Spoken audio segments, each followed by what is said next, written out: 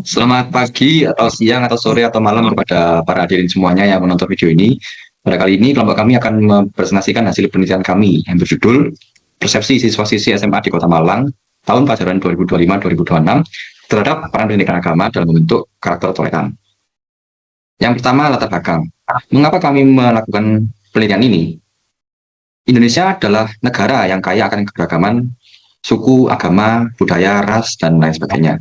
Disinilah toleransi memiliki nilai yang sangat penting yang dimana harus ditanamkan sejak dini, terutama melalui pendidikan agama di sekolah. Pendidikan agama tidak hanya berfungsi sebagai pengajar doktrin, tetapi juga berperan penting dalam membentuk karakter siswa yang terbuka dan menghargai perbedaan. Dan selanjutnya, identifikasi masalah.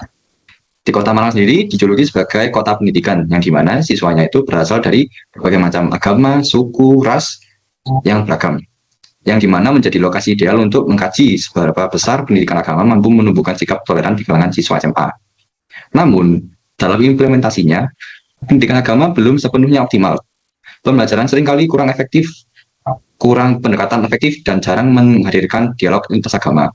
Akibatnya, nilai-nilai seperti empati, saling menghargai, dan penerimaan terhadap keberagaman belum menyentuh kehidupan nyata di siswa SMA. Penelitian ini bertujuan untuk memetakan opini siswa-siswi SMA di Kota Malang mengenai peran pendidikan agama dalam membentuk karakter toleran. Hasilnya diharapkan dapat menjadi dasar dalam mengembangkan kurikulum yang lebih inklusif, kontekstual, lebih efektif, dan relevan dengan realitas sosial siswa masa kini. Selanjutnya adalah metodologi pelaksanaan.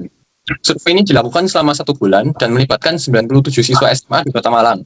Kami menyusun angket ini dengan digital seputar peran pendidikan agama dan sikap toleransi.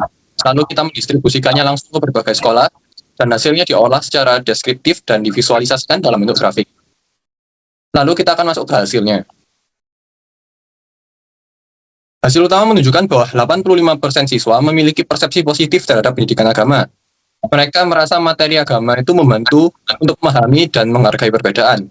Dan 78% siswa menunjukkan sikap toleran yang tinggi, dan ditemukan hubungan positif antara kualitas pendidikan agama dengan tingkat toleransi siswa.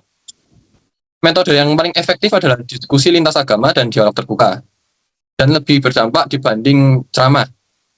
Lalu peran guru sebagai fasilitator inklusi serta kurikulum yang mengangkat nilai keberagaman sangat berpengaruh. Lalu dukungan dari sekolah dan keluarga juga memperkuat pembentukan karakter toleransi siswa dan menjadikan pendidikan agama sebagai sarana yang strategis untuk membangun masyarakat yang saling menghormati.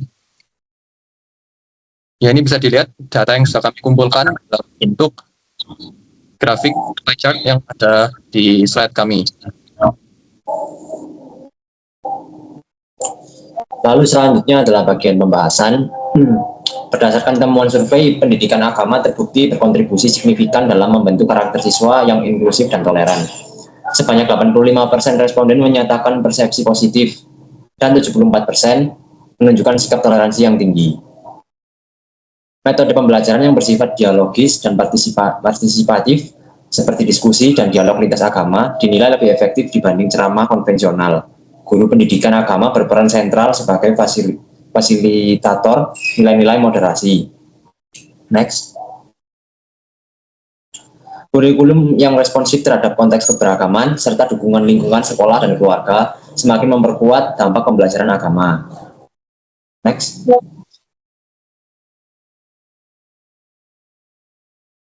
Temuan ini menegaskan pentingnya reformulasi strategi pembelajaran yang lebih interaktif dan kontekstual dalam pendidikan agama, guna membentuk generasi muda yang toleran dan menghargai perbedaan.